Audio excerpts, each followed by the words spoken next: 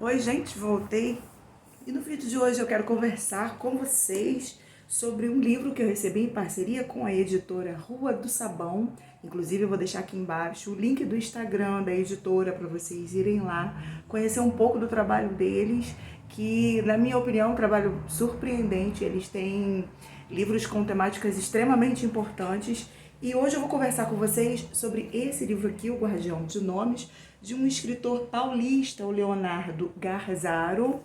Ele é jornalista e fundou diferentes editoras independentes e editou também dezenas de livros. Seu primeiro romance, o infanto-juvenil O Sorriso do Leão, teve os direitos vendidos para as editoras de 6 países com traduções para o inglês, espanhol, turco e árabe. Alguns de seus contos também foram publicados na premiada revista norte-americana Literal Latin Voices. Bom, gente, nós temos aqui nesse livro, que é um livro com, deixa eu falar para vocês, não posso fugir, né, o padrão, vocês gostam sempre de saber desses detalhes, 431 páginas, a diagramação, gente, é uma diagramação muito boa, na minha opinião.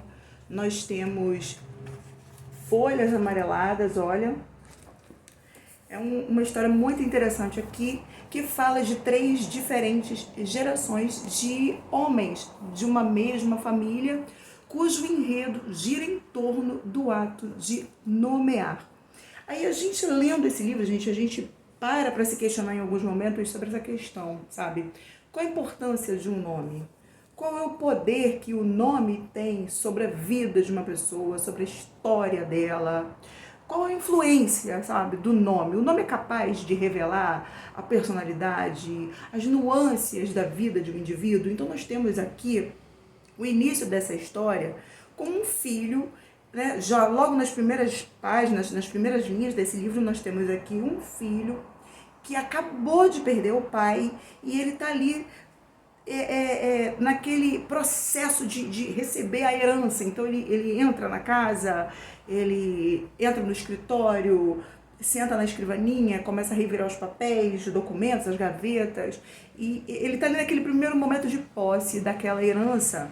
E a história começa se desenvolvendo com o primeiro episódio, né? A gente tem aqui o primeiro personagem, que nós temos vários personagens que são os personagens os protagonistas, os personagens principais, e temos também vários personagens secundários que vão se entrelaçando, sabe, no decorrer da história.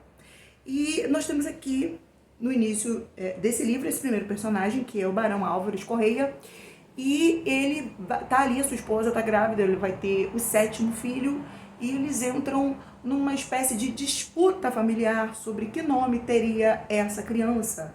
E a esposa tem um sonho e ela diz para ele que o nome da criança deve ser um determinado nome por causa de um sonho, uma espécie de revelação, uma profecia, não sei. Mas a gente está falando aqui de um livro ambientado nas regiões do interior do Brasil, sabe? Aquela questão tradicionalista, dos chefes de família, os homens da casa, o patriarcado.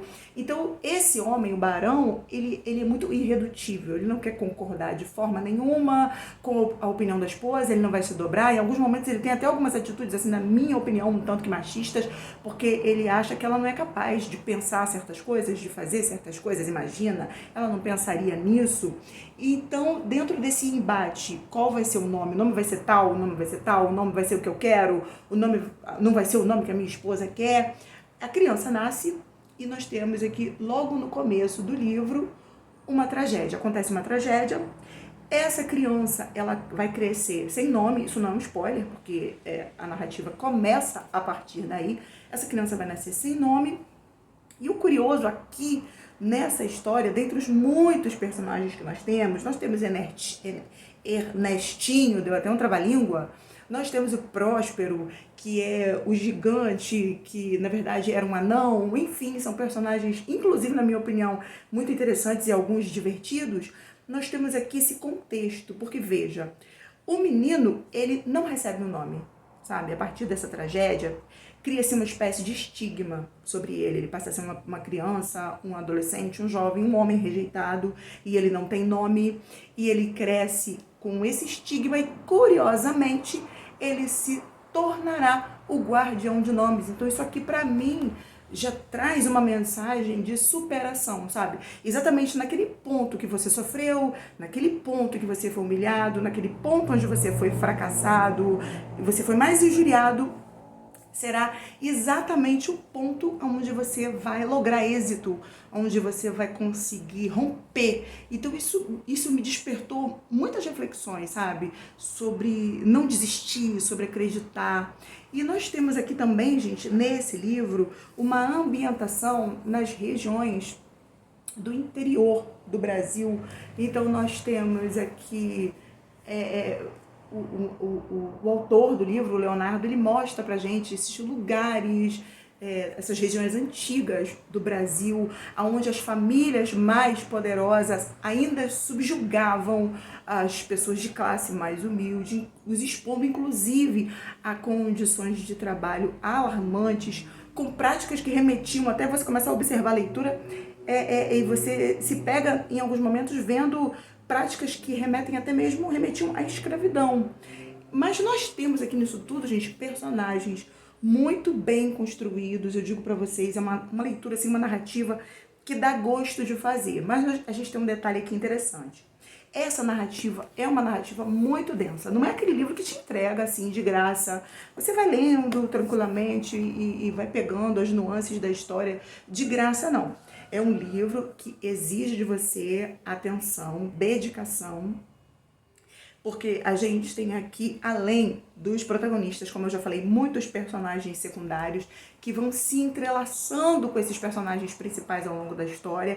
E uma outra coisa importante, a história muda de narrador e de perspectiva sem avisar. Por exemplo, vamos usar aqui o nome dos personagens que eu já citei. Vamos supor, o Próspero, ele está contando a história dele, ele está falando acerca do que aconteceu, acerca do que ele viu. De repente, o livro muda de narrador, passa a ser o Ernesto, o Ernestinho. De repente, o Ernesto entra na história e começa a falar sobre a perspectiva dele, sobre o que ele viu, sobre o que ele viveu, isso tudo sem aviso. E tem também uma questão de presente e passado. Tá te contando uma coisa que aconteceu aqui agora, e aí um ponto final e vira a página e você já é levado para o passado, para uma coisa que aconteceu há algum tempo, X anos atrás. Então a gente tem essa questão de mudança de narrador e mudança de perspectiva de narrativa quanto ao tempo, quanto aos fatos, quanto aos episódios, sem aviso prévio. Mas é curioso, gente, porque conforme isso vai acontecendo, isso não te desanima. Isso desperta em você uma curiosidade para continuar lendo, porque ao mesmo tempo que a gente tem essas mudanças de narrador e de perspectiva de narrativa, de tempo e tudo, a gente vai recebendo pequenos pontos de conexão onde a gente consegue juntar esse enredo, né? Isso é muito interessante na minha opinião, e conforme você vai dando prosseguimento a essa leitura, é como se um quebra-cabeças narrativo fosse se formando e você não perde o fio da meada da história, sabe? Você precisa de atenção, é uma narrativa densa, uma narrativa muito criativa, muito inteligente, mas que não te gera esse conflito de compreensão. Você consegue compreender, você consegue acompanhar e é muito gostoso de ler, gente, é muito bom de ler. A gente tem aqui, trazendo para vocês a perspectiva de gênero. A gente tem um romance barroco, consta aqui uma mistura de drama familiar, relacionamentos entre pais e filhos. A gente tem pitadas de realismo mágico, críticas sociais, como eu já falei para vocês. Nós temos aqui informações acerca do tradicionalismo das famílias brasileiras, da época dos barões e tal. Esse livro fala para nós acerca desse poder das palavras, dos nomes, não só de nomear pessoas, mas de nomear animais, de nomear coisas, ruas, cidades, sabe? Então, traz para nós essa perspectiva do poder que os nomes têm. Se eles têm mesmo ou não esse poder, essa capacidade de influenciar a vida e a história das pessoas. E tem algumas curiosidades aqui que, em alguns momentos, algumas pessoas de fato serão ou não influenciadas a partir do nome, de aceitar o nome que o guardião de nomes deu ou não aceitar. Isso vai ser muito relativo conforme você for fazendo essa leitura. Eu tô aqui falando e ao mesmo tempo me concentrando para não dar para vocês spoiler, porque eu gosto de spoiler, mas eu sei que vocês não gostam, sabe? Então, enfim, gente, o gostoso desse livro também que eu pude observar é que os personagens muito bem construídos, a narrativa, tudo muito interessante, mas ele tem uma questão que a gente tá falando de gente como a gente, sabe? Aqui você tem personagens traumatizados, eles carregam traumas, alguns têm sede de vingança, sede de justiça, sede de vingança mesmo, sabe? Aquela coisa, aquela ira contida, aquela raiva sendo alimentada ao longo dos anos. Alguns sentem medo, outros aqui a gente vê que estão passando por situações de conflito, outros têm aspirações, sonhos, expectativas, perspectivas, enfim, gente, é um livro que faz você querer virar as páginas, você não quer parar de ler, você quer saber o que acontece, você vai virando as páginas e, gente, foi uma grata surpresa. Literatura brasileira, é o que eu sempre digo aqui no canal,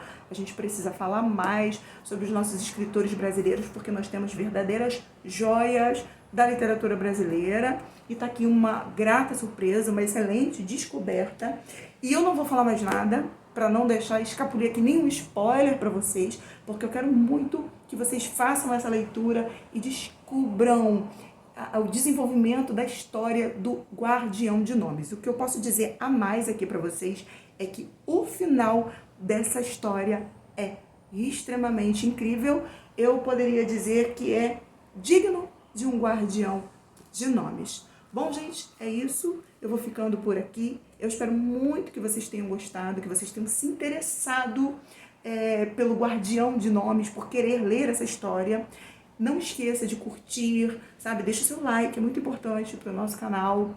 Não esqueça de deixar aqui embaixo um comentário, se você ficou com vontade de ler, se você já sabia desse livro, se já estava na sua lista, se você já leu, conta para mim a sua opinião. Eu gosto de interagir com todos vocês. Muito obrigado por assistir. Se não for inscrito no canal, por favor, inscreva-se, compartilhe com seus amigos. Até o próximo vídeo e viva a vida!